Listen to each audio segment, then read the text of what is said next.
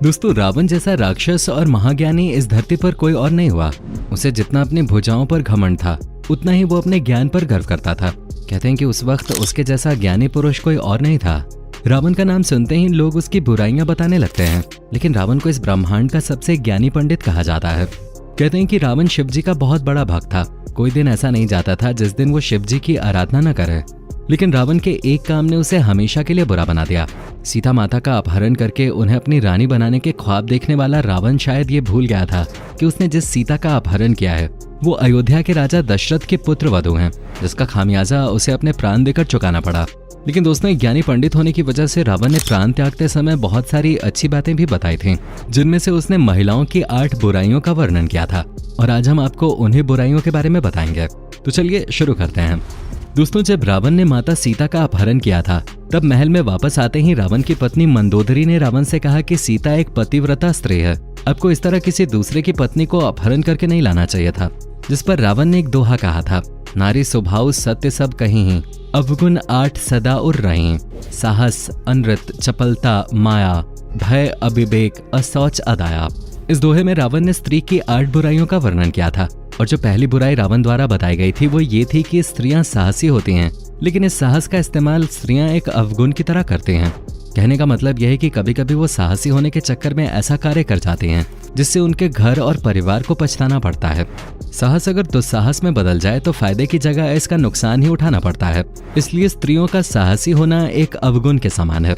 और ये बात रावण ने इसलिए कही थी क्योंकि जब मंदोदरी को इस बात का पता चला कि रावण ने श्री राम की धर्मपत्नी सीता जी का हरण कर लिया है, तो मंदोदरी बहुत ही ज्यादा घबरा गए थे और डर गए थे, जिसकी वजह से रावण के महल में प्रवेश करते ही मंदोदरी ने रावण से कहा था कि आप उस वनवासी राम की पत्नी को वापस कर दो, क्योंकि मुझे उस वनवासी से बहुत डर लग रहा है। जिस पर रावण ने कहा था कि मंदोदरी, तुम लंकापति रावण की पत्नी हो और तुम्हारा इस तरह डरना लंकापति रावण के लिए एक शर्म की बात है। और मंदोदरी की इस बात से रावण ने औरतों के अंदर के साहस को एक अवगुण की तरह बताया था। दोस्तों, अब बात करते हैं दूसरे अवगुण की, जो कि रावण ने बताया था। दूसरा अवगुण रावण ने बताया था कि स्त्रियों के अंदर एक अजीब सा डर हमेशा बना रहता है। वैसे स्त्रियां निडर और साहसी होती हैं, लेकिन उनमें एक डर की भावना भी होती है और स्त्रियां अपने इस भय से बचने के लिए किसी भी हद तक जा सकती हैं। दोस्तों, रावण के अनुसार स्त्रियां बहुत ही कोमल स्वभाव की होती हैं, जिस वजह से वो कभी बिना वजह ही छोटी छोटी बातों से डर जाते हैं और अपने इस डर से बचने के लिए वो किसी भी हद तक जा सकते हैं। स्त्रियां इस भय से बचने के लिए कभी कभी वो काम तक करने को तैयार हो जाते हैं जो काम उन्हें जीवन में कभी नहीं करना चाहिए। और इस भय से बचने के लिए स्त्रियां कभी कभी ऐसी मुसीबतों में फंस जाती हैं जहां से निकलना बहुत मुश्किल होता है और बाद में इन्हें इस चीज का पछतावा होता है। और इन सब की वजह से इन स्त्रियों के साथ साथ इनके सगे संबंधियों को भी इस चीज का हर्जाना भुगतना पड़ता है। दोस्तों, अब बात करते हैं स्त्रियों के तीसरे अवगुण की, जो कि रावण ने बताया था। रावण ने बताया था कि स्त्रियां झूठ बहुत बोलती हैं। रावण के मुताबिक स्त्रियां झूठ बोले बिना बिल्कुल भी नहीं रह पाती। यहाँ तक कि एक झूठ को छिपाने के लिए 100 झूठ भी बोलना पड़े तो भी स्त्रियां तैयार रहती हैं। इस बात में उन्हें कोई संकोच नहीं होता कि वो किसके सामने और किस तरह का झूठ बोल रही हैं। और दोस्तों, इस बात को आप सबने अपनी डेली लाइफ में भी नोटिस किया होगा कि स्त्रियां या लड़कियां बिना मतलब के झूठ बोलती हैं, जो कि एक बहुत गंदी आदत है। दोस्तों, इस झूठ की वजह से कभी कभी लोगों के रिश्ते और जिंदगी दोनों बर्बाद हो जाते हैं। दोस्तों, अब बात करते हैं स्त्रियों के चौथे अवगुण की, जो कि रावण ने बताया था।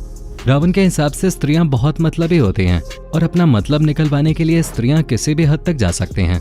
फिर उन्हें किसी को धोखा देना पड़े, या फिर उन्हें किसी को अपने रास्ते से हटाना पड़े, या फिर उन्हें किसी को झूठे मन से अपनाना पड़े। स्त्रियां अपने लालच के चलते कुछ भी कर सकती हैं, किसी भी लालच में फंस भी सकती हैं और अपने मतलब के लिए किसी को भी फंसा सकती हैं। रावण के मुताबिक जब स्त्रियों के बात करने में एकदम से परिवर्तन आ जाए तो उनसे खासकर सतर्क रहना चाहिए, क्योंकि स्त्रियों के स्वभाव में एकदम से परिवर्तन इस बात का सबूत है कि वो आपसे कोई काम निकलवाना चाहते हैं। रावण ने इस बात को तब कहा था जब रावण अपनी जिंदगी के अंतिम पल जी रहा था और उसके पास लक्ष्मण जी खड़े हुए थे। दोस्तों, हम सभी जानते हैं कि रावण महाज्ञानी था, लेकिन रावण एक राक्षसी का भी पुत्र था, जिसकी वजह से वो मायावी था और रावण के 10 सर थे। उसके पास मन को पढ़ने की असीम शक्तियां थी और इन सब के बावजूद भी वो स्त्रियों के मन को नहीं पढ़ सका।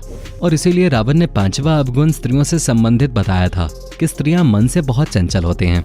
रावण के मुताबिक स्त्रियों के मन में क्या चल रहा है इस बात को जान पाना किसी भी मनुष्य के बस की बात नहीं है। स्त्रियों के मन में जो चल रहा होता है उसे कभी वो बताती भी नहीं है, और जब उनसे पूछा जाता है तो उस बात को वो इस तरह घुमा देती हैं कि उसे समझ पाना एक बहुत टेढ़ी खीर हो जाता है।